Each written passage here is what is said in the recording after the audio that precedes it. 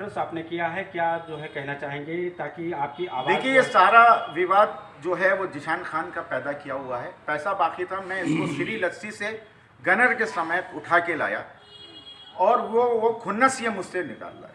तुम चलिए ठीक है। कौन है ये जिशान? क्या प्रोफाइल है जिशान की? कैसे इनका सरप्रस्त कौन है? कैसे? हाँ, कुछ सरप्रस्त इनका अब किसको बताया जाए, इनका कौन सरप्रस्त है ये तो मैं नहीं जानता हूँ। कुछ इनके पीछे तक तो लगे हुए हैं जो इनको सपोर्ट कर रहे हैं। अब इनके बारे में तो मैं बहुत ज़्यादा नहीं जान रहा हूँ। से जुड़े हुए हैं क्या? किसी पार्टी विशेष? हाँ, पार्टी विशेष से वो भाजपा से जुड़े हुए हैं। मैं भी भाजपा का नहीं हूँ, एक पक्का सच्चा कार्यकर्ता जिसको बोलते हैं भाजपा का, मैं वो हूँ। अभी हमारे क्या इसी वक्त आप लोग के आने से पहले क्या नाम है, मीटिंग थी एक, वो अभी समाप्त हुई, आप लोग उसके बाद आए।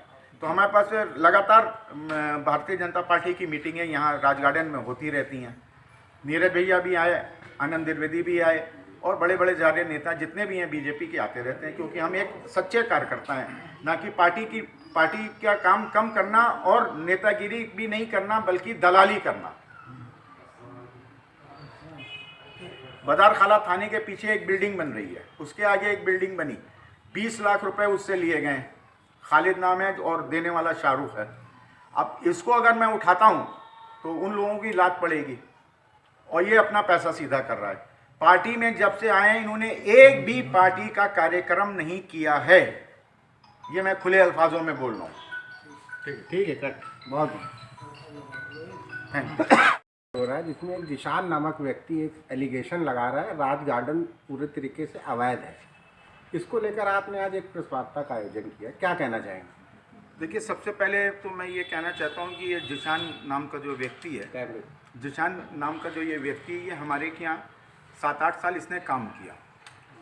फूलों का काम करता था, ये हमारे के यहाँ नौकर था ये हमारा, और देख रेख करता था। जब फूलों के काम से इसको जो है अच्छा नहीं करने लगा तो हमारे स्टाफ ने इसको मना किया कि भाई ये रोज़ ख़राब काम हो रहा है, इसको नहीं करना चाहिए। इसी बीच में इसने हमसे कुछ पैसे की डिमांड करी, इसकी बहन और अपनी इसी की शादी थी। 2 लाख रुपए इसने हमसे उधार के तौर पे लिए और 50,000 रुपये मैंने इसकी उसको दिए थे बहन के नाम के ऊपर में। वो व्यवहार था उसकी, तो कोई इस वक्त कहना ठीक नहीं है, वो व्यवहार था 51,000 रुपये।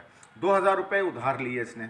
उस आधार को ना चुकाने के लिए इसने यहाँ से हमारे यहाँ से काम छोड़ा और ये कह के छोड़ा कि हमारे बेटे और मैनेजर ने हमारे साथ में काम सही नहीं करने की वजह से मैं आपके यहाँ से काम छोड़ रहा हूँ। बस उसी दिन से ये यहाँ का अगेंस्ट हो गया राज गार्डन का। 2 लाख मैंने उधार दिए, इसने मांगे थे शादी में, जो मैंने दूसरे से लेके दिए। उस टाइम हमारे पास नहीं थे, तो ये मैंने दूसरे से लेके दिए। इस तरीके से ये जिशान का चैप्टर यहाँ से स्टार्ट होता है। अब एलिगेशन जो उसका लगाने का है, एलिगेशन किस इस पे लगा रहा है आप बताएं, सवाल पूछे तो मैं बताता हूँ आपको। उसने कहा इससे पहले ध्वस्तीकरण का आदेश हो चुका है, आपने अपने रसूख के चलते हुए ध्वस्तीकरण को रोके रखा है। देखिए, 2002 में एक ध्वस्तीकरण का आदेश हुआ था जिसकी ये एलडीए की कॉपी है और ये आदेश है, जिसको ये 1000 स्क्वायर फीट से कम मानते हुए उन्हीं ने कहा कि इस पर कोई ध्वस्तीकरण नहीं होगा। ये एलडीए की ही कॉपी है, हमारी नहीं बनाई हुई है। और ध्वस्तीकरण 2002 वाला जो बात करता है वो इससे साफ हो जाता है कि ध्वस्तीकरण नहीं था। अब 2006 का जो है वो मेरे ऊपर कतई नहीं था, मेरे ऊपर राज गार्डन के ऊपर कभी कोई ध्वस्तीकरण का आदेश हुआ ही नहीं है। हाँ, 2019-20 में एक हमारी बवाल हुआ था बगल वालों से, तो वो राज गार्डन के निकट 1700 स्क्वायर फीट पे था, जिसका ऑलरेडी ध्वस्तीकरण हो चुका है। इसकी डेट है ये 4/2/2020 में जो था इसका ध्वस्तीकरण हुआ है, जिसकी ये रिपोर्ट है।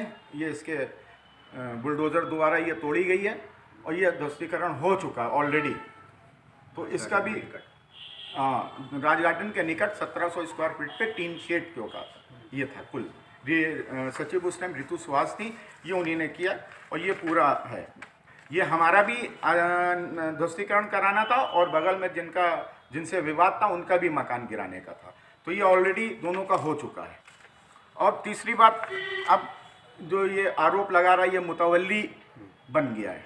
तो मैं 360 नंबर खसरा और कटरा खुदायार खां, तकिया खुदायार खां का ये बता रहा है।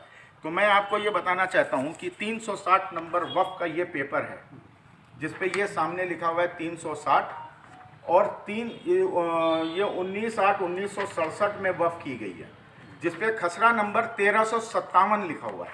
आप लोग इसको ठीक से देख लिए, 1357 नंबर ये लिखा हुआ है, जिससे ये मेरा कोई लेना देना है ही नहीं। 1357 हमारा है ही नहीं, तो हम वक्फ बोर्ड से क्यों लड़ें।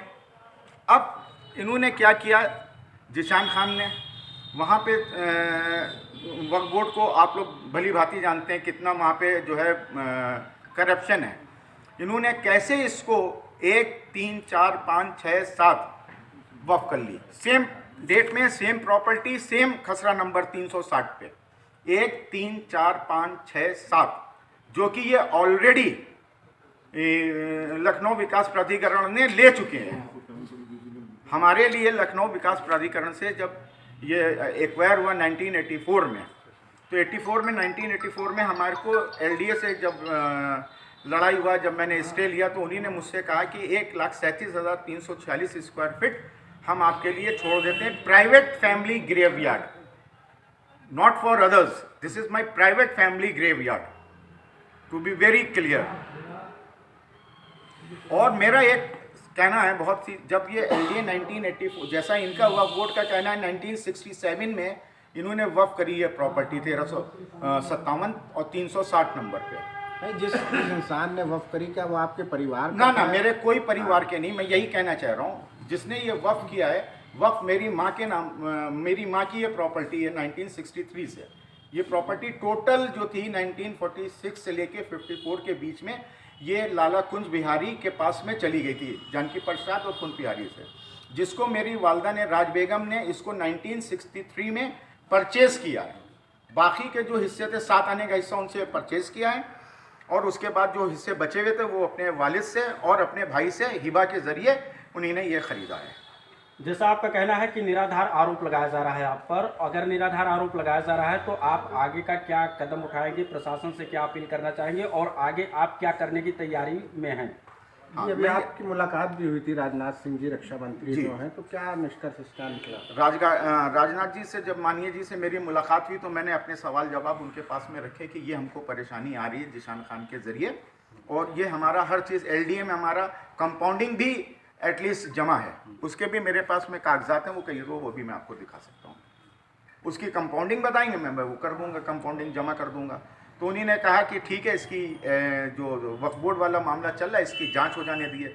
तो इसकी जांच के दौर में हमारे पास LIU वाले आए, कहिए 3 डिपार्टमेंट आए जिन्हों से ऑलरेडी मेरी जांच हो चुकी है। तो मैं सरकार से यही कहता हूं, अगर जांच सही है, अगर हमें कहीं पे दोषी पाया जाता हूं, तो मुझको सज़ा दी जाए, मैं एक्सेप्ट करता हूँ। लेकिन अगर ये वक्फ बोर्ड द्वारा 360 नंबर खसरा पे 1357 नंबर दर्ज है 360 पे, तो ये हमारी प्रॉपर्टी पे ये कैसे आ गए? जहाँ 1357 हो वहाँ जाके लीजिए, मुझसे कोई मतलब नहीं। एक चीज़ मैं और कहना चाहता हूँ, जो ये जिशान हमारे ऊपर खुन्नस रखे हुए है, ये पंकज गौतम है। पंकज गौतम जिशान के यहाँ बरसों से काम करता था, अब ये हमारे यहाँ काम कर रहे हैं। एक तो ये थी जिशान, इनकी स्कूटी जो थी उसने मार के छीन लिया और चमार कह के तमाचा मार के भगा दिया, जिसके ये 2 FIR हुई, एक हसनगंज में हुई है, एक बाजार खाला में है, और इसके ऊपर कोई कार्रवाई अभी नहीं हो रही है। इस कार्रवाई के लिए वो किया जाए। ये पंकज गौतम है, इन्होंने FIR कराई है। ये पंकज गौतम? हाँ, ये पंकज गौतम है। क्या कहेंगे, क्या घटना हुई थी, मारा था, पीटा था, वो बताइए। जी बताओ। मैं इनसे गाड़ी और पैसे मांगने गया था, इन्होंने कहा मैं पैसे दूंगा, नकद दूंगा। इन्होंने जो क्या किया, हमको गाली दी, मारी, मार पीट के भगा दिया। ठीक है, कोर्ट के जरिए ऑर्डर हुआ और ये FIR लिख ली गई। इनके मुंह से कहना भी सही